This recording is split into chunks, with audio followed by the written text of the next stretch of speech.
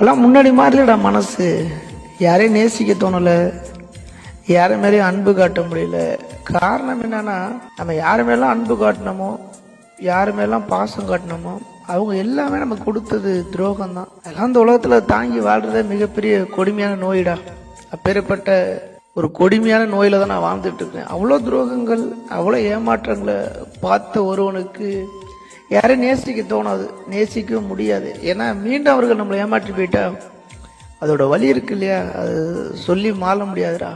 அழக்கூட முடியாது. நம்ம அழுதாலும், யார்ட்டாவது ஆறுதலடி அழுதாலும் கூட இவன் போயிட்டு அங்கே சொல்லி விடுவான் அவன் இவ்வளோ கஷ்டத்தில் இருக்கான்ட்டு. அதை 4 பேர் கேட்டுட்டு நக்கலா சிரிப்பானுங்க இல்லையா.